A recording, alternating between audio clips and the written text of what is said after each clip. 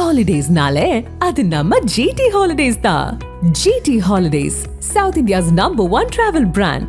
You know you are special when you're with GT Holidays. எல்லா வானிலை மாற்றங்களுக்கும் பெஸ்டா இருக்கும் இந்த ரூபிலெக்ஸ் பெயிண்ட்ஸ். வர்ணம் பூசுவதற்கு மட்டுமல்ல, உங்கள் வீட்டை பாதுகாக்கவும் ரூபிலெக்ஸ் பெயிண்ட்ஸ். நீங்கள் தேட்டரில் படம் பார்க்கும்போது எக்ஸ்பீரியன்ஸ் எப்படி சார்? 16 வயதுல இயல்பான ஒரு கிராமத்தை பார்க்குற ஒரு ஃபீல். ஏன்னா நான் கிராமத்துக்காரன், 20 வருஷமாக கிராமத்திலேருந்து வந்திருக்கேன். என்னுடைய கிராமத்தையே வந்து ஸ்க்ரீனில் பார்க்குற மாதிரியான ஒரு 6 வயசு குழந்தை, ஒரு பெண் குழந்தை எப்படி பேசுவோம், ஒரு 60 வயசு கிழவி இப்படி பேசுவாங்க, இதுக்கு இடைப்பட்ட வயசில் உள்ளவங்க எப்படி பேசுவாங்க, எல்லாம் அந்த ட்ரெண்டோட அப்படி நடிச்சு காட்டுவார். இளையராஜா சாருக்கு மேட்ச் ஆகிற மாதிரி இன்னொரு மியூசிக் டைரக்டர் வேணும். ஏஆர் ரஹ்மான் சார் மாதிரி இல்லாமல் வேறு யார் இருந்தாப்பா. ஏஆர் ரஹ்மான் சாருடைய பாணி வேறு மாதிரி இருந்தது. இன்றைக்கி ரொம்ப மாடர்னாக இருந்தது, நிறைய வெஸ்டர்னாக இருந்தது. நடிகைகள் அந்த சோகமான சீனில் அழுவலைன்னா அரைஞ்சிருவாங்கன்னு சொல்லியிருக்கேன். அந்த மாதிரி பார்த்துருக்கீங்க? ஆமாம். அந்த ஒரு களிமண்ணை வந்து எப்படி வேணாலும் சேவ் பண்ண முடியுங்கிறது தான். அந்த சுச்சுவேஷனுக்கு அவங்கள கொண்டு வந்துட முடியும். சீரியஸாக அவங்க ஃபீல் பண்ணல அப்படின்னா இவர் அழுவாக இருப்பாருங்க. பாக்யராஜ் சார் மிஞ்சி யாரும் ஒன்றும் செஞ்சிட முடியாது. இன்றைக்கெல்லாம் நீ நல்லா பண்ணியிருக்க. அதே மாதிரி மணிவண்ணன் மாதிரி டைலாகே பேப்பர்லேயே எழுதணும்டா சார். எல்லாம் வாக்குமூலம் தான். 2 பேருக்கும் எப்படி சார் இருக்கும் பாண்டி? Bharathiraja sir, Manivannan sir. மணிவண்ணனுக்கு சில விஷயங்களை அவர் ஒத்துக்கலைன்னு எங்கிட்ட வந்து டேய் என்னடா அது அப்படின்னு சொல்கிறாரு அப்படின்பா. எடுக்காத ஓவியமே இன்முத்து தேன்கனியே, எவரும் இன்னும் படுக்காத பஞ்சனையே பருவத்து பூங்கொத்து, சோலை மலர் தொடுக்காத மலர்கண்ணால் குறும்பாகி நீ சிரித்து சொல்லடி, அன்னை தமிழே உன்னைத்தான் வணங்கி தொடங்குகின்றேன். அன்பிற்கினிய ஆதன் சினிமா நேயர்கள் அனைவருக்கும் அன்பு வணக்கங்கள். தமிழ் திரையுலகத்தில் எவருமே தொட முடியாத ஒரு மயில் கல்லை, எவருமே தொட்டு பார்க்க முடியாத ஒரு வானத்து நிலவில் கால் வைப்பதைப் போல ஒரு தொடுதலை தொட்ட ஒரு மாபெரும் சகாப்தம் சரித்திரம் இயக்குனர் பாரதிராஜா ஐயா அவர்கள். இன்று அவர் நம்மிடையே இல்லை. தமிழ் திரை உலகத்தை, அதனுடைய போக்கை, அதனுடைய பாணியை மாற்றியதில் இவருக்கு மிகப்பெரிய பங்கு உண்டு என்பதை சொன்னால் இது மிகை அல்ல என்று சொல்லலாம்.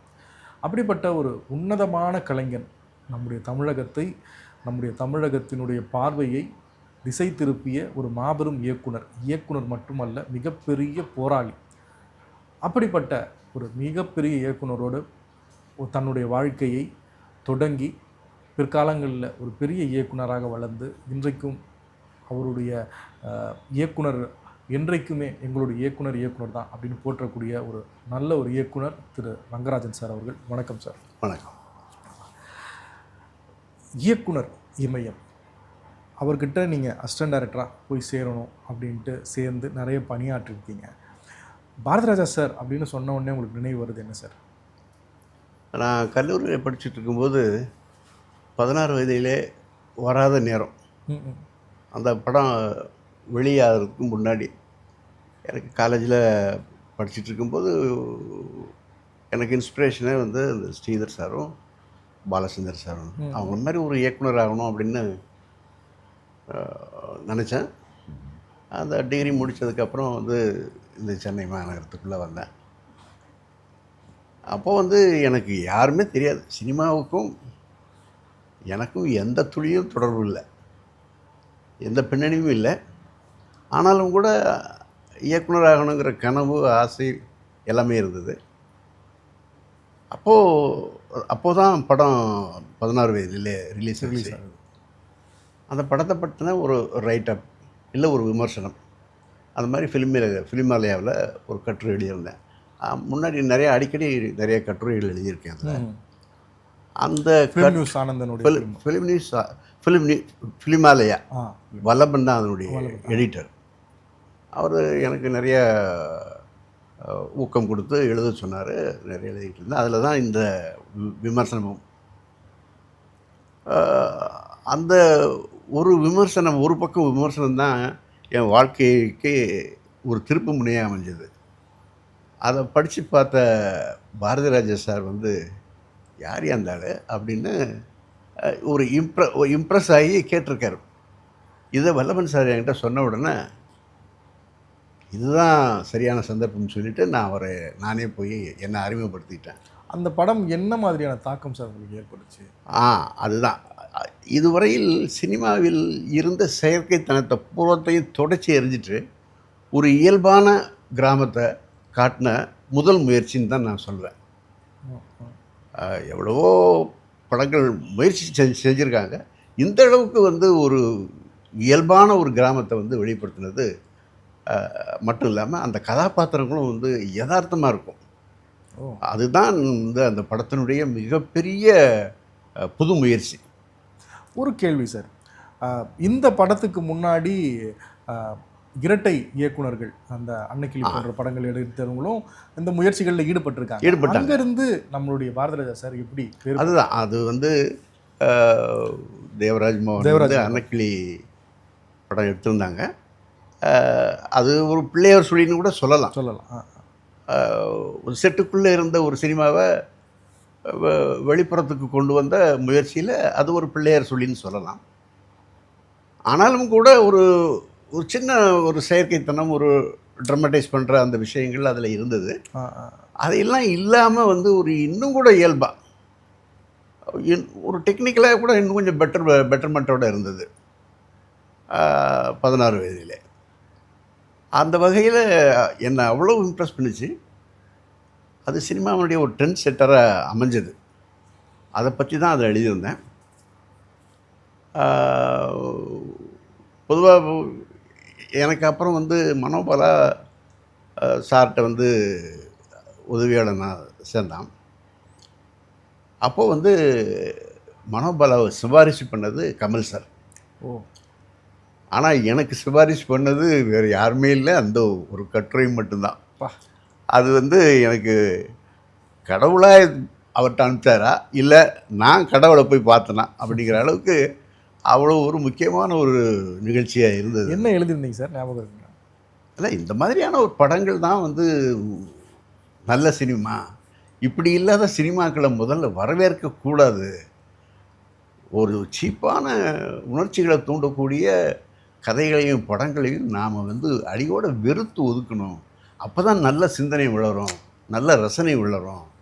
அதனால் இந்த மாதிரி படங்களை வந்து நாம் வந்து கொண்டாடி தீர்த்தரணும் அப்படிங்கிற மாதிரி ரொம்ப அழுத்தமாக எழுதியிருந்தேன். அதுதான் அவருக்கு ரொம்ப மனசை தொட்டிருக்கு. நீங்கள் தியேட்டரில் படம் பார்க்கும்போது எக்ஸ்பீரியன்ஸ் எப்படி சார்? படத்தினுடைய எக்ஸ்பீரியன்ஸ் அந்த படமா 16 வயதுங்களே, அதுதான் ஒரு ஒரு இயல்பான ஒரு கிராமத்தை பார்க்குற ஒரு ஃபீல். ஏன்னா நான் கிராமத்துக்காரன், 20 வருஷமாக கிராமத்திலேருந்து வந்திருக்கேன். என்னுடைய கிராமத்தையே வந்து ஸ்க்ரீனில் பார்க்குற மாதிரியான ஒரு உணர்வு. வைரமுத்து சார் எழுதியிருப்பார், அந்த இந்த குளத்தில் கல்லெடுத்த பாரதிராஜா பற்றி எழுதும்போது எழுதியிருப்பார், நான் நடந்த வீதி, நான் உருண்ட புழுதி, இதெல்லாம் என் கண்ணு முன்னாடி வருது அப்படின்னு சொல்லி எழுதிருப்பாங்க. நீங்கள் சொல்கிறது அப்படி தான் எனக்கு. ஆமாம், அந்த இயல்புத்தன்மை தான் வந்து அதனுடைய மிகச்சிறப்பை. அதை நான் ரொம்ப ரசித்தேன், ரொம்ப அதை பாராட்டினேன். அது வந்து அது அவர் மனசை தொட்டிருக்கு. அப்போது அவர் மூலமாக அதன் மூலமாக அறிமுகம் கிடைச்சி சில மீட்டிங்களில் இந்த மாதிரி என்னுடைய ஆர்வத்தை சொன்னேன். ஓகே அப்படின்னு ஒரே வார்த்தையில் சொல்லிட்டாரு. நீங்கள் சேரும்போது யாரெல்லாம் இருந்தாங்க சார்? நான் சேரும்போது ராமு இருந்தார், ஜம்பு டைரக்டர் ஜம்பு சார் பையன் சன்னவர், அவர் அசோசியேட்டாக இருந்தார். பாக்யராஜ் சார் இருந்தார். எனக்கு அப்புறம் வந்து மனோபாலா வந்து சேர்ந்தார். அப்புறம் ஒரு 2 வருஷம் கழித்து தான் வந்து மணிவண்ணன் ஜாயின் பண்ணார். இப்படி வந்து கலைமணி சார்லாம் 16 வயதிலேயே வசனம் அவர் வசனம். ஆமாம், அதாவது அவர் அசிஸ்டன்ட் டைரக்டராக இல்லை, அசிஸ்டன்ட் டைரக்டராக இல்லை, டைரக்டர் சாருக்கு ரொம்ப பேக் போனாக இருந்தவங்க செல்வராஜ் சார், பாக்யராஜ் சார், வந்து அந்த கலைமணி சார். அந்த ஸ்கிரிப்ட் சைடில் அவங்க வந்து அவ்வளவு வலுவாக இருந்தாங்க. அதாவது இதில் வந்து கான்ட்ரடிக்ஷன் இருக்காது, பேரலல் தாட்ஸாக இருக்கும். ஒருத்தரோட ஒருத்தர் ஒத்து போகிற மாதிரியான இருக்கும் சிந்தனைகள். அதனால் வந்து அது நல்ல அந்த ரிசல்ட்டை கொடுத்தது. அப்புறம் வந்து கேட்கணுமா, இந்த பக்கம் ராஜா சாருடைய கான்ட்ரிபியூஷன் அது வந்து வார்த்தையால் சொல்ல முடியாது. அவங்க 2 பேரும் சேர்ந்துட்டால் வந்து வெற்றி நிச்சயங்கிற மாதிரி ஒரு காலகட்டம் அது. நீங்கள் முதலாக பயணம் செய்து இல்லை ஒர்க் பண்ண படம் எது சார் சார் கூட? நான் அவர்கிட்ட புதிய வார்ப்புகளில் தான் ஒர்க் பண்ணேன். புதிய வார்ப்பு. அதில் எனக்கு ரொம்ப ரொம்ப புதுமை, ரொம்ப அந்த படம் ரொம்ப சிரமமாக இருந்தது. ஏன்னா அந்த அட்மாஸ்பியரை நமக்கு வந்து ரொம்ப புதுசு. அப்போ அந்த சந்திரசேகர் நடிகர் இருக்கார, அவனும் நான் தான் வந்து ரொம்ப க்ளோஸாக பேசிக்குவோம். அப்போ அடிக்கடி என்னை என்கரேஜ் பண்ணுவான். அப்படி நீ வந்து மனம் தளர்ந்துடக்கூடாது, இதுலேயே இருந்து சாதிக்கணும் அப்படின்னு சொல்ல. அப்படி அந்த மாதிரி இருந்து தான் அந்த விஷயங்கள்லாம் வந்து எனக்கு கொஞ்சம் கொஞ்சமாக புரிய ஆரம்பிச்சது. அப்புறம் அதில் ஒரு இன்வால்மெண்ட் வந்து அசிஸ்டன்ட் டைரக்டர்ஸாக ஒரு 7 படம் ஒர்க் பண்ணான். டிஸ்கஷனில் எப்படி இருப்பாங்க சார்? அது வந்து எல்லாருமே இருந்தால் கூட அது ஒரு ஒன் மேன் ஷோ தான். அவர் கதைன்னு ஏதோ ஒரு லைன், ஒரு சின்ன ஒரு லைன் எடுத்துப்பாரு தவிர அதனுடைய போக்கு நிறைய ட்ரமடைஸ் பண்ணணும். ஆனால் அது ட்ரமடைஸ் பண்ண மாதிரி இருக்கக்கூடாது. அது கொஞ்சம் ஒரு இயல்பாக இருக்கணும். ட்ராமா இல்லாத சினிமா இல்லை. ட்ராமா இருந்தால்தான் அது ரசிக்கும்படியாக இருக்கும். பட் அது கொஞ்சம் இயல்பாக இருக்கணும். பொதுவாக அவர் ரொம்ப எதிர்பார்க்குறது இந்த இயல்புத்தன்மையை தான். அந்த மாதிரி ஒரு சினிமாத்தனமான ட்விஸ்ட்டுகள் அவர் லைக் பண்ண மாட்டார். ஓகே. அப்படி தவிர்க்க முடியாமல் கதையில் அமைஞ்சதுன்னா அதை எடுக்கும்போது ரொம்ப சிரமப்படுவார். வந்து அவர் மனசுக்கு அது வந்து இடம் கொடுக்காது, ஒட்டாது. ரொம்ப யோசித்து என்னையா இது எப்படி நான் எடுக்கிறது அப்படிங்கிற மாதிரி ரொம்ப கஷ்டப்படுவார். அதுதான் அவருடைய தனித்தன்மை. வந்து கைதட்டணுங்கிறதுக்காக என்ன வேணாலும் காம்ப்ரமைஸ் பண்ணலாங்கிற ஒரு எண்ணம் அவர்கிட்ட கிடையவே கிடையாது. அவர் மன திருப்திக்கு, அவருடைய ஆத்ம திருப்திக்கு என்ன சரின்னு தோணுதோ அதை மட்டும்தான் செய்வார்.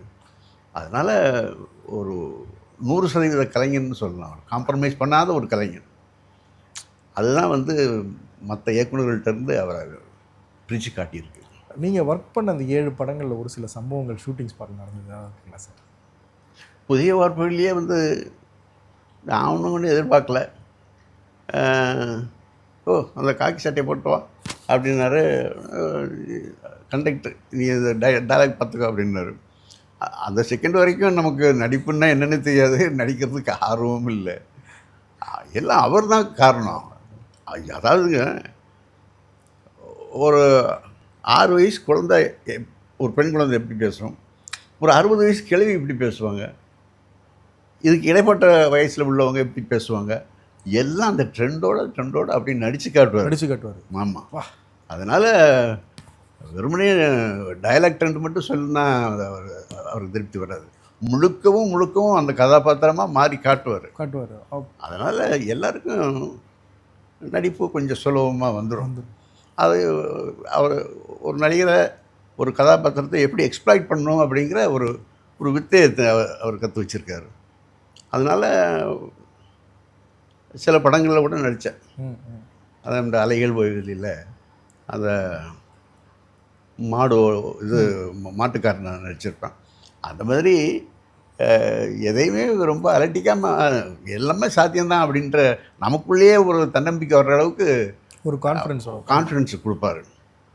அது அந்த வகையில். அப்புறம் அவர் டெக்னிக்கலாக ரொம்ப ஸ்ட்ராங். புட்டண்ணா கனகல்கிட்ட தான் அவர் ஒர்க் பண்ணார். அவரும் கிரேட் டைரக்ட் கன்னடத்தில். அவர் நிறைய நேஷ்னல் அவார்டெல்லாம் வாங்கியிருக்காரு. அவர்கிட்ட ஒர்க் பண்ண அந்த நாலேஜ் தான் அவருக்கு கடைசி வரைக்கும் ஹெல்ப் பண்ணிச்சு. அவருடைய நாலேஜில் நாங்கள் கொஞ்சம் பகிர்ந்துக்கிட்டோம். பாரதி ராஜா சார்ன்றது கொஞ்சம் நாங்கள் வந்து அதை பகிர்ந்துக்கிட்டோமே தவிர, புட்டண்ணா கனகலோட இன்ஃப்ளூயன்ஸ் அவருக்கு ரொம்ப ஜாஸ்தி. அப்படிங்களா? ஆமாம். அது அவருடைய படம் சார் ஒர்க் பண்ணியிருப்பாங்க சார் அவர்கிட்ட அசிஸ்டண்ட்டாக? ரொம்ப கம்மியான படங்கள் தான். ஆமாம். ஜிகே வெங்கடேஷ் சார் சொல்லி புட்டண்ணா கனகல்கிட்ட ஒர்க் பண்ணார். அதாவது எவ்வளவு நாள் வேலை செஞ்சவங்கிறத விட என்ன அவர் வந்து அதை கவனித்து அதை கிரகிச்சாருங்கிறது தான் முக்கியம். அந்த வகையில் அவர் சும்மா ஒரு ட்ராமா மாதிரி எடுக்கிறதுலாம் அவருக்கு பிடிக்காது. அந்த ஷார்ட்ஸு, அந்த காம்போசிஷன் எல்லாமே வந்து யூனிக்காக இருக்கும். ரொம்ப யூனிக்காக இருக்கும். வந்து ஒரு இங்கிலீஷ் ஃபில்ம் மாதிரி இருக்கும்.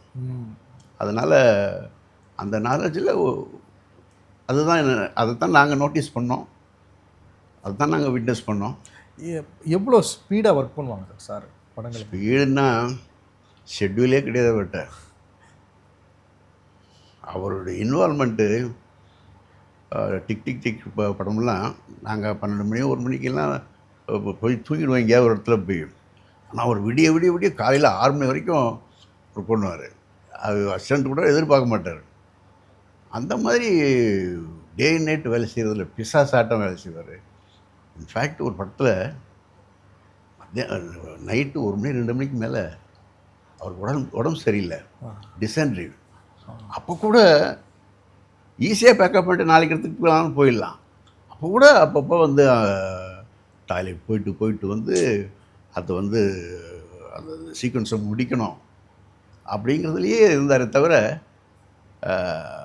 ஒரு அவருக்கு எல்லா உரிமையும் இருக்குது. இன்றைக்கி எடுக்க வேண்டியது நாளைக்கு எடுக்கலாம், அடுத்த வாரம் எடுக்கலாம், அடுத்த மாதம் எடுக்கலாம். ஆனால் அந்த ஷெட்யூல் படி அதை எடுக்கணுங்கிற ஒரு எண்ணம் வந்து ரொம்ப கடுமையாக அதை ஃபாலோ பண்ணார். தன்னுடைய உடலை வருத்திட்டு கூட அந்த ஒர்க்கில் இன்வால்வ் ஆகிருப்பார். ஒரு பேட்டியில் பாக்யராஜ் சார் கூட சொல்லியிருப்பார், சிவாஜி சார் வந்து பொதுவாக படங்களில் அந்த எல்லாம் கான்செப்ட்லாம் புரிஞ்சுக்கிட்டு தான் பேசுவார். ஆனால் முதல் முறையாக படத்தில் திடீர்னு நடந்து வாங்க, இந்த பக்கம் வாங்க, இங்கே பாருங்கள், அங்கே பாருங்கன்னு என்னடா பண்ணுறீங்க, ஒன்றுமே புரியலை அப்படின்னு சொன்னதாக சொல்லுவாங்க. ஸோ இந்த ஃபார்முலாவை எப்படி அவர் பிரேக் பண்ணார் சார்? ஒரு சினிமாவுக்குன்னு ஒரு ஃபார்முலா இருந்தது இல்லையா, அதை பிரேக் பண்ணி புதுசாக இந்த மாதிரி இப்போ எடுக்கக்கூடிய இந்த நவீன சினிமாவுக்கு தந்தை அப்படின்னு சொல்லலாம். ஸோ இது எப்படி அவர் பிரேக் பண்ணார் சார்? அது ஒரு ஃபார்மெட்டு முன்னாடி இருந்தது. அது ஒரு ஒயிட் ஷாட்டு, க்ளோஸ்அப் சஜஷன் அப்படின்னு இருந்தது. அது ஃபார்மெட்டில் எடுக்கிற அது ஒரு கிராமர், அவ்வளோதான். அந்த கிராமரை வந்து நம்ம சீக்வன்ஸ் தகுந்தபடி அதை பயன்படுத்திருக்கணுமே தவிர அதையே ரிப்பீட் பண்ணக்கூடாது. அதுதான் அந்த பொட்டல்ல கணங்களுடைய கிரேட்னஸ். ஓகே, அவர்கிட்ட கற்றுக்கிட்டது தான் வந்து டைரக்டர் அந்த விஷயங்கள். அதனால் ஒரு ஃபிலிம் மேக்கிங்கே டேபிள்னு சொல்லுவோம். எடிட்டிங்கில் தான் அது 100% அது க்ரியேட் ஆகும். நீ என்ன வேணாலும் எடுத்துகிட்டு அதை ஒரு ஷேப்பப் பண்ணலாம். அது சரியில்லைன்னா அது வேறு ஷேப்பாக கொண்டு வரலாம். இந்த ஃபார்முலாலாம் வந்து பிகினிங்லேருந்து எடுத்துகிட்டு வந்தவங்ககிட்ட கிடையாது. அது சும்மா ட்ரிம் பண்ணிவிட்டு அந்த ஜாயின் பண்ணால் போதும், அவ்வளோதான். அதை கிளாப்பை ரிமூவ் பண்ணால் முடிஞ்சது, அவ்வளோதான். முன்னாடி அதில் வந்து எடிட்டிங்க்கு ஒரு பெரிய வேலை கிடையாது. வேறு வெர்ஷனை கிரியேட் பண்ண வேண்டிய அவசியம் இல்லை. அது வந்து அதைத்தான் பிரேக் பண்ணார். இது நடக்கிறது, பார்க்குறது, திரும்புறது, வைக்கிறது, இதில் எங்கெங்கே டயலாக் ஓவர்லாப் பண்ணி எப்படி கதையை மாற்றுறது, இது எல்லாமே வந்து ஒரு தனி ஒரு ஃபார்முலாவை க்ரியேட் பண்ணது தான்.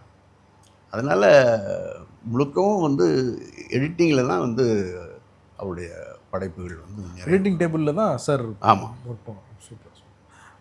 அவருடைய இந்த ஷூட்டிங் ஸ்பாட்டில் சொல்லி கொடுப்பாருங்களா சார்? அசிஸ்டன்ஸ்க்கெலாம் சொல்லி கொடுப்பாரா, இல்லை நீங்கள் ஃபாலோ பண்ணுறதாங்களா சார்? இல்லை, அவர் எங்களை பண்ண சொல்லுவார், டைலாகை சொல்ல சொல்லுவார். அதை அவர் எதிர்பார்க்குற மாதிரி இல்லைன்னா அவர் ஃப்ரேமுக்கு வந்ததுக்கு உடனே கேமராவுக்கு முன்னாடி வந்து அவர் நடிச்சு காட்டுவார். ஒருவேளை அவர் எதிர்பார்க்குற அளவுக்கு இல்லை நாங்கள் சொல்லி கொடுத்தது அப்படின்னா அவர் ஃபைனல் கரெக்ஷன் அவர் பண்ணுவார். இப்போ சில நடிகர்களுக்கு நடிகைகளுக்கு சொல்லிக் கொடுக்குறது ஓகே. இப்போ சிவாஜி சார் கூடயும் பணியாற்றிருக்கார், கமல் சார் கூடயும் பணியாற்றிருக்கார். இவங்களுக்கும் நடிச்சு காட்டுவாருங்களா? அவங்களுக்கெல்லாம் கொஞ்சம் நெரேட் பண்ணால் போதும். அந்த சீக்வன்ஸை கொஞ்சம் நெரேட் பண்ணால் போதும். அவங்க வந்து மாஸ்டரில் வந்து கமல் சாரும் சரி, சிவாஜி சாரும் சரி, அவங்களுக்கு அந்த அளவு மட்டும் சொன்னால் போதும்.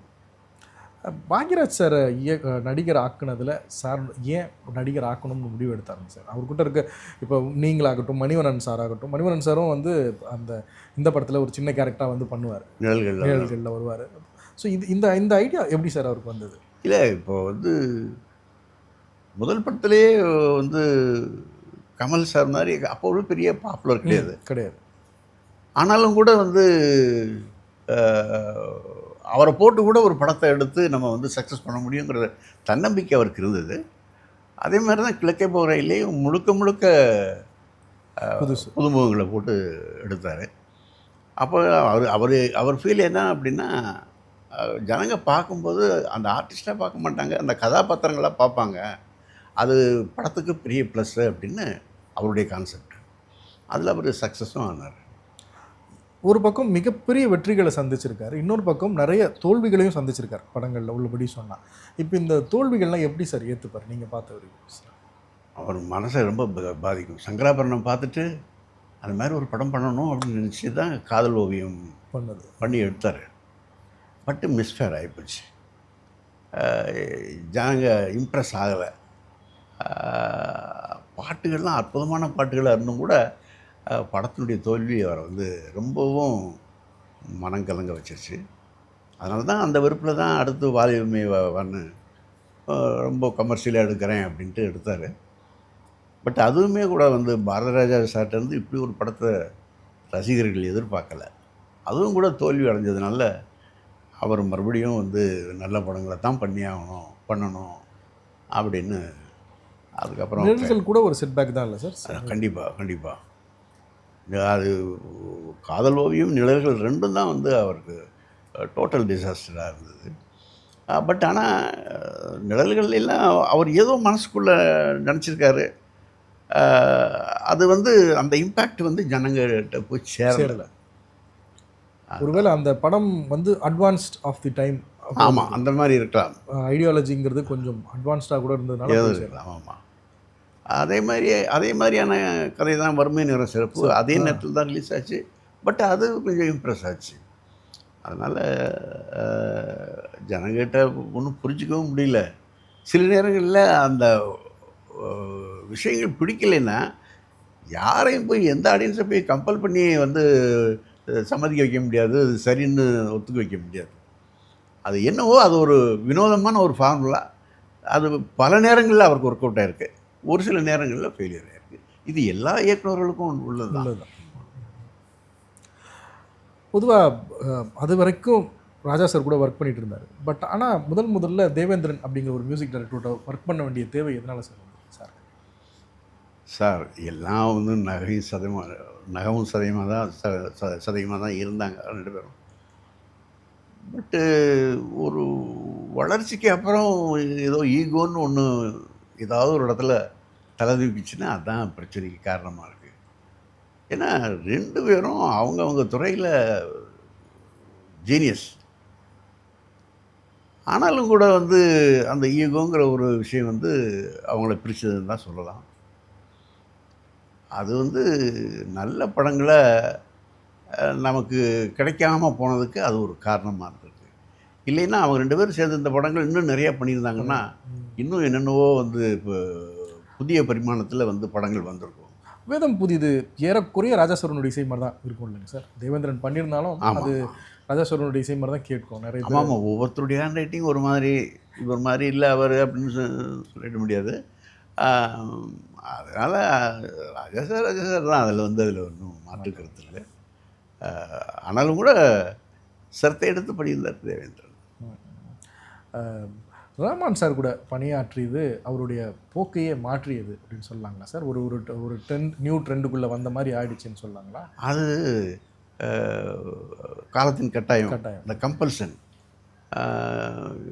இளையராஜா சாருக்கு மேட்ச் ஆகிற மாதிரி இன்னொரு மியூசிக் டைரக்டர் வேணும். அப்போது ஏஆர் ரஹ்மான் சார் மாதிரி இல்லாமல் வேறு யார் இருந்தா அப்போ? அதனால் வந்து இவருடைய பாணி, ஏஆர் ரஹ்மான் சாருடைய பாணி வேறு மாதிரி இருந்தது. இன்றைக்கி ரொம்ப மாடர்னாக இருந்தது, நிறைய வெஸ்டர்னாக இருந்தது. ஒரு இந்தியத்தன்மை இழந்து இருந்தது அவருடைய மியூசிக்கு. ஒரு மோர் வெஸ்டர்னிக்காக இருந்தது. இவருடைய படங்கள் வந்து கிராமிய புறத்தில் எடுத்ததுனால அது வந்து 100% மேட்ச் ஆகலை. பட் ஆனாலும் மேட்ச் பண்ண முயற்சி பண்ணியிருந்தார். சில படங்கள்லாம் வந்து ரொம்ப அதாவது எப்படி இவர்கிட்ட இப்படி ஒரு கிராமிய இசை வந்ததுங்கிற அளவுக்கு ஏஆர் ரஹ்மான் சார் வந்து கொஞ்சம் ட்ரை பண்ணி பண்ணார், மேட்ச் பண்ணி பண்ணார். அதனால் வந்து ரஹ்மான் சாரையும் வந்து குறை சொல்ல முடியாது. அவர் வந்த பாதை அப்படி, அது வெஸ்டர்ன்லேயே வந்து வந்திருந்தவர். ஆனாலும் கூட இவருக்கு மேட்ச் பண்ணி பண்ணணும் அப்படின்னு நினச்சி நல்ல படங்கள்லாம் பண்ணியிருக்காரு, பாட்டுகள்லாம் கொடுத்தாரு. இந்த ஃப்ரேம் அல்லது இந்த காட்சி நான் எங்களுடைய டைரக்டர்கிட்ட மறக்கவே முடியாது அப்படின்னா எதை சார் சொல்லுவீங்க? இந்த மாதிரிலாம் ஒருத்தர் எடுக்கவே முடியாதுன்னா எதை சொல்லுவீங்க? அந்த மாதிரி பொதுவாக அந்த கிளைமேக்ஸில் வந்து அவருக்கு கொஞ்சம் அந்த அறுவல் வந்துடும். அதில் அந்த அலைகள் வயலில் அந்த 2 சமூகத்துக்கு இடையில நடக்கக்கூடிய அந்த போராட்டங்கள் அதெல்லாம் கொஞ்சம் பார்க்குறதுக்கு ஒரு த்ரில்லாக இருந்தது. என்ன நடக்கும், முடிவு என்ன ஆகும் அப்படிங்கிற மாதிரி யூகிக்க முடியாத அளவுக்கு இருந்தது. அலைகள் ஓய்வதிலே வேற ஒரு கிளைமேக்ஸ் இருந்ததுங்களா சார்? எம்ஜிஆர் அவர்கள் கூட பார்த்துட்டு வேற ஒரு கிளைமேக்ஸ் வச்சுருந்தியா அப்படின்னு கேட்டிருந்ததா சொல்லியிருந்தாங்க சார் ஒரு பேட்டி. அப்படி எனக்கு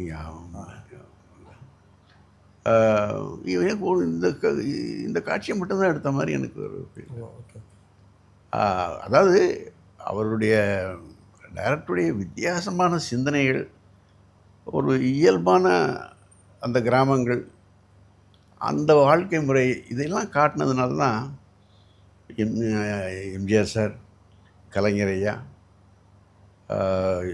ஸ்டாலின் சார், எல்லா முதல்வரும், ஈவன் இப்போ வந்து விஜய் சார், எல்லா சீஃப் மினிஸ்டர்ஸும் அவரை அப்படி வச்சு கொண்டாடுவாங்க. ஆமாம். அது மற்ற இயக்குநர்கள் இருக்காங்க, பாரதிராஜா, இது பாலுமகேந்திரா, இதெல்லாம் இருக்காங்க. ஆனாலும் கூட இவருக்கு ஒரு தனி மரியாதை தான். பாலச்சந்தர் சார் நல்ல படங்கள் பண்ணாருன்னு, ஆனாலும் கூட இவருக்கு இன்னொரு ஒரு உயரத்தை தான் கொடுத்துருந்தாங்க. அது வந்து அது அவருடைய கிரேட்னஸ் தான். நடிகைகள் அந்த சோகமான சீனில் அழுவலைன்னா அரைஞ்சிருவாங்கன்னு சொல்லியிருக்காங்க. அந்த மாதிரி பார்த்துருக்கீங்க? ஆமாம். அந்த அந்த ஒரு களிமண்ணை வந்து எப்படி வேணாலும் சேவ் பண்ண முடியுங்கிறது தான். அந்த சுச்சுவேஷனுக்கு அவங்கள கொண்டு வந்துட முடியும். கொஞ்சம் சீரியஸாக அவங்க ஃபீல் பண்ணல அப்படின்னா இவர் அழுவாக இருப்பாருங்க, ஆட்டோமேட்டிக்காக வந்துடும். ஒரு அழற சீனில் அந்த நடிகைக்கு அழ வரலைன்னா இவர் அழறதை பார்த்துட்டு அப்படியே வந்து இன்வால்வ் ஆகிடுவாங்க, அந்த இடத்துக்கு வந்துடுவாங்க. அது வந்து அதுதான் இவருடைய தனித்தன்மை. ஒரு செட்டில் நடித்து காட்டி அழுவார் சார். ஆமாம். அப்படி அழுதாருன்னா யாராக இருந்தாலும், ஒரு கல்லாக இருந்தாலும் கரைஞ்சிரும், வந்து அந்த மூடுக்கு கொண்டு வந்துடுவாங்க, நடிச்சிருவாங்க. அந்த மாதிரி ஒரு கிரேட்டு பரக்கியவர். டிக் மாதிரியான படங்கள் அண்டு சிகப்பு ரோஜா மாதிரியான படங்கள் எப்படி சார் இருந்தது? அந்த நீங்கள் டிக் வந்து கமர்ஷியலி வந்து அவ்வளவு பெரிய சக்ஸஸ் இல்லை, ஆனால் சிகப்பு ரோஜாக்கள் அவுட்ஸ்டாண்டிங். ஆமாம், அவருடைய விஷுவல்ஸும் சரி, மியூசிக்கும் வந்து ரெகுலர் மியூசிக் செட்டப்பை வச்சுட்டு பிகின் பண்ணி வாசிச்சிருக்காங்க. ஒரு கால் செட்டு 7 to 1. அப்புறம் வந்து ராஜா சாருக்கு அது சரியாக வரலப்பா அப்படின்ட்டு எல்லாரையும் அனுப்பிச்சிட்டு அந்த ஒரு கீபோர்டு ஒரு 4-5 மியூசிஷியன்ஸ் மட்டும் வச்சுட்டு மியூசிக் பண்ணிட்டுருக்காரு. அதுதான் வந்து எஃபெக்டிவாக இருந்திருக்கு. இந்த ரெகுலர் செட்டப்பை வந்து அவாய்ட் பண்ணது தான். அந்த கீபோர்டில் 3-4 கீபோர்ட்ஸை வச்சுக்கிட்டு அவர் மியூசிக் பண்ணியிருக்காரு. இதெல்லாம் எல்லாமே சிந்தசைஸ்ட், அதாவது ஆர்டிஃபிஷியல் டோன்ஸ் தான். அதுதான் வந்து அந்த விஷுவலுக்கு மேட்ச் ஆகிருக்கு எஃபெக்ட்டு. ஏன்னா அதில் போய் ஃப்ளூட் வாசிக்கிறது அதெல்லாம் ஒர்க் அவுட் ஆகாது. அதனால் ரெகுலர் செட்டப் இல்லாமல் ஒரு 4-5 பேர் மட்டும் வச்சுட்டு ரொம்ப மிரட்டல் இசையை, பின்னணி இசையை கொடுத்தாரு. நீங்கள் கற்றுக்கொண்ட ஒரு பாடம் பாரதிராஜா சார்னா எது சார் சொல்லுவீங்க? கற்றுக்கொண்ட பாடம் வந்து ஒவ்வொரு ஷாட் எடுக்கும்போதும் அதுதான் நம்ம வேலை செய்கிற முதல் ஷாட் அப்படிங்கிற அளவுக்கு அவருக்கு அந்த பயபக்தி இருக்கும். ஏனோ தானான்னு இல்லை, நம்ம வந்து எவ்வளோ சிலுவை ஜம்பளி கொடுத்துட்டோம், ஜனங்க நம்ம எடுத்தது தான் பார்த்தாகணும் அப்படிங்கிற எண்ணமே இல்லை அவருக்கு. வந்து அந்த ஒரு இன்வால்மெண்ட்டோட ஒரு காட்சியையும் ஒரு ஷாட்டையும் வந்து அவர் எடுக்கிற அந்த மெனக்கடல் இருக்குல்ல, அதுதான் வந்து ஒருத்தன் உயிர்ப்போடு வச்சுருக்கும். அந்த வகையில் அவருடைய அந்த பிடிவாதம், அந்த எக்ஸ்ப்ரெஷன் அப்படி வரணும் அப்படிங்கிற வரைக்கும், அந்த காட்சி இப்படி தான் இருக்கணுங்கிற வரைக்கும் அவர் வந்து விடமாட்டார். அந்த இன்வால்மெண்ட்டு தான் ஒவ்வொருத்தரும் ஃபாலோ பண்ணணும். பொதுவாக ரொம்ப கோவப்படுவார்னு சொல்லுவாங்க சார் செட்டில். ஆமாம் சார், ரொம்ப எமோஷனலாக இருக்கவங்க கோவப்படத்தானே செய்வாங்க. சிரிக்கிறது ஒரு எமோஷன் மாதிரி, அழுவுறது ஒரு எமோஷன் மாதிரி, கோபமும் ஒரு எமோஷன் தானே. அதை மட்டும் ஏன் நம்ம வந்து அது சரியில்லைன்னு விமர்சனம் பண்ணக்கூடாதுங்கிறது தான் என்னுடைய எண்ணம். எப்போ சார் சந்திச்சிருக்கீங்க? இது இந்த ஷூட்டிங் ஸ்பாட் இதெல்லாம் தவிர்த்து உங்களால் மறக்க முடியாத சந்தர்ப்பம் சார் ஒரு நிகழ்வு? நான் கொஞ்சம் அவுட் ஆஃப் ஸ்டேட்டாக ஒர்க் பண்ணும்போது நான் கொஞ்சம் ரிசர்வ்டாக இருப்பேன். இன்ஃபேக்ட் ஒரு காம்ப்ளெக்ஸுன்னு கூட சொல்லலாம். நமக்கு என்ன தெரியும் அப்படிங்கிற மாதிரியும் நான் ரொம்ப கொஞ்சம் ரிசர்வ்டாக இருப்பேன். பட்டு ஆனால் யாரையுமே வந்து எந்த லெவல் அசிஸ்டன்ட் டைரக்டரையும் அவர் வந்து இன்சல்ட் பண்ண மாட்டார், உரிய மரியாதை கொடுப்பாரு. அந்த மாதிரி நான் ஒர்க் பண்ணிகிட்டு இருந்தேன். பட்டு முதல் படம் பார்த்தார், நெஞ்சமெல்லாம் நீன்னு ஒரு படம். அவரால் நம்பவே முடியல, எங்கிட்ட வேலை செஞ்ச ரங்கராஜ் அப்படி பண்ணியிருக்கான் அப்படின்னு என்கிட்ட ரொம்ப வியந்துட்டார். நான் ஒன்று தப்பாக ஒரு அண்டர்ஸ்டாண்ட் பண்ணிட்டப்பா, எக்ஸலண்ட் அப்படின்ட்டு. ஒரு படத்தில் எங்கே க்ளோஸ்அப் வேணும், எவ்வளோ எந்த லென்த்துக்கு வேணும் அப்படின்னு அவ்வளோ கரெக்டாக நீ புரிஞ்சு வச்சுருக்கிய. அப்புறம் அதுக்கப்புறம் 2-3 படங்கள் பார்த்தாரு. பார்த்துட்டு மனம் விட்டு பாராட்டினார். என்கிட்ட இருக்கிற அசிஸ்டண்ட்டுகளில் டெக்னிக்கலாக நல்லா பண்ணுறவன் நீ ஒருத்தன் அப்படின்னு சொன்னார். அது எனக்கு ரொம்ப பெரிய பாராட்டாக இருந்தது. ஏன்னா ஸ்கிரிப்ட் சைட்லாம் வந்து இருக்கார், பாக்யராஜ் சார் மிஞ்சி யாரும் ஒன்றும் செஞ்சிட முடியாது, ஒரு கிரேட். அதுலாம் டெக்னிக்கலாக நீ நல்லா பண்ணியிருக்க. அதே மாதிரி மணிவண்ணன் மாதிரி டைலாக் யாரும் டைலாகே பேப்பர்லேயே எழுத முடியாது சார். எல்லாம் வாக்குமூலம் தான். அதை மாதிரி சொல்லி சொல்லி சொல்லி சொல்லி எங்கே காலத்தால் அழிக்க முடியாத வசனங்கள்லாம் சொல்லிட்டோம். அந்த மாதிரி அதில் வந்து ரொம்ப இல்லை. 2 பேருக்கும் எப்படி சார் இருக்கும் பாண்டிங்? பாரதிராஜ் சாருக்கும் மணிவண்ணன் சாருக்கும் பார்த்துருக்கீங்களா செட்டில்? இல்லை, மணிவண்ணனுக்கு சில விஷயங்களை அவர் ஒத்துக்கலைன்னு எங்கிட்ட வந்து டே என்னடா அது அப்படி சொல்கிறாரு அப்படின்பா ஆரம்ப காலகட்டத்தில். அப்புறம் வந்து அப்புறம் அவரை புரிஞ்சுக்கிட்டான். அவருக்கு வந்து என்ன நினைக்கிறாரோ அதைத்தான் எழுதி கொடுத்தாகணும், அதுதான் நம்ம டியூட்டிங்கிறத அப்புறம் ரியலைஸ் பண்ணிட்டான். அந்த வகையில் 2 பேரும் ஒன்றும் ஜெல் ஆகி நல்ல விஷயங்கள் எல்லாம் வந்து எழுதி கொடுத்தா அப்படி. அந்த வகையில் ஸ்கிரிப்ட் சைடில் கிரேட். உங்கள் செட்லேயே பாரதிராஜா சார் கூட ரொம்ப க்ளோஸாக இல்லை நெருக்கமாக இருக்கக்கூடியதுன்னா யார் சார் சொல்லலாம்? சித்ரா லக்ஷ்மணன் தான். ஆக்சுவலாக வந்து சித்ரா லக்ஷ்மணன் வந்து அவருடைய ஏஜ், அவருடைய காலத்தில் சினிமாவுக்குள்ளே என்ட்ரானவர். அப்புறம் 2 பேரும் முதல்ல ஃப்ரெண்ட்ஸாக இருந்திருக்காங்க பல வருடங்கள், 10-15 வருஷமாக.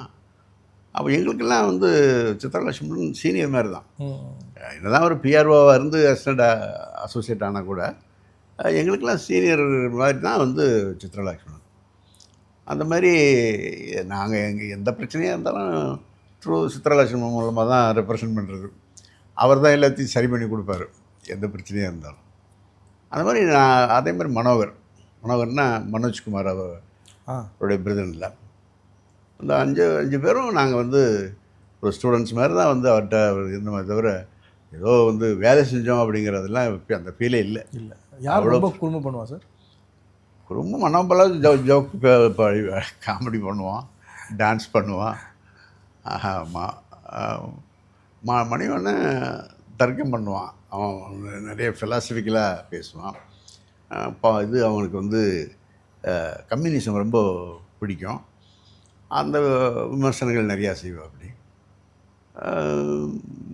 சித்ரா வந்து எல்லா படங்களையும் வந்து கரெக்டாக ஜட்ஜ் பண்ணுவார். இது எதனால் ஓடிச்சு, எதனால் ஓடலை, நம்ம பண்ண கதைக்கு பதிலாக இப்படி பண்ணியிருக்கலாம் அப்படிங்கிற சஜஷன்லாம் அவர் நிறையா கொடுப்பாரு. அந்த வகையில் நல்ல நாலேஜ் வரும், ஸ்க்ரீன் பிளே நாலேஜு, ஒரு ஜட்ஜ்மெண்ட் அவர்கிட்ட இருக்கும். ஒரு சில படங்கள் பாக்யராஜ் சாரும் வந்து ஒர்க் பண்ணி கொடுத்தாங்கல்ல சார்? கண்டிப்பாக. ஐயோ, பாக்யராஜ் என்னங்க, அவர் வந்து கிரேட் ஸ்கிரிப்ட் ரைட்டர். அவர் என்ன எழுதினாலும் சுவாரஸ்யம் இருக்கும். ஒரு ட்ரை மேட்டராக கூட அதை எப்படி வந்து ஜனங்க ரசிக்கிற அளவுக்கு ப்ரெசென்ட் பண்ணுறதுங்கிற வித்தை அவருக்கு. அது இளையராஜா சாருக்கு மியூசிக்கு எப்படி ஈஸியாக வருதோ அதே மாதிரி பாக்யராஜுக்கு வந்து அந்த விஷயம் ட்ரை மேட்டரை கூட எப்படி இம்ப்ரெசிவாக சொல்லலாம் அப்படிங்கிற டெக்னிக் அவருக்கு தெரிஞ்சிருக்கு. பாரதிராஜா சார் ஒரு பெரிய போராளி கூட இல்லைங்களா? நிறைய சமூகத்துக்காக குரல் கொடுத்தது, அதை எப்படி சார் பார்க்குறீங்க? அவங்க அது வந்து காவிரி நீராகட்டும், ஈழத்தமிழர்களாகட்டும், அவர் உணர்வுபூர்வமாக உணர்ச்சிபூர்வமாக வந்து ஏதோ 10ஓட 11 வந்து நிற்க மாட்டார். அதில் ரொம்ப ஆழமாக வந்து ஒரு மாற்றங்கள் வரணும், சமுதாய மாற்றங்கள் வரணும், ஒரு சமுதாயத்துக்கு ஒரு இனத்துக்கு ஒரு விடிவு காலம் வரணும் அப்படின்னு சும்மா மைக்குக்காக பேசுகிறதோ இதெல்லாம் கிடையாது. அவருடைய அந்த விருதியே வந்து அவர் துறந்தார். எனக்கு தேவையில்லை, இப்படிப்பட்ட தேசியவற்றுக்கு தேவையில்லைன்னு சொல்லக்கூடிய அளவுக்கு ரொம்ப உணர்வுபூர்வமாக உணர்ச்சிபூர்வமாக அந்த பிரச்சனைகளை அணுகுனதுனால தான் எல்லாருக்குமே அவருடைய கிரேட்னஸ் புரிஞ்சது. அவர் படைப்பாளி மட்டும் இல்லை, நல்ல சிந்தனையாளர், நல்லது சமுதாய சிந்தனை உள்ள ஆள். அதுதான் அவருடைய சிறப்புக்கு இன்னொரு காரணம்.